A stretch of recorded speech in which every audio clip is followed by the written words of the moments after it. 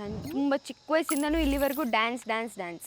So ಚಿಕ್ಕಪ್ಪ ಯಾವಾಗಲೂ ಯಕ್ಷಗಾನ ಮಾಡೋದು ನೋಡಿ ನನಗೂ ಇಂಟ್ರೆಸ್ಟ್ ಬರ್ತಾಯಿತ್ತು. ಸೊ ನಾನೊಂದು 4th 5thಲ್ಲೇ ಯಕ್ಷಗಾನ ಸೇರಿಕೊಂಡಿದ್ದೆ.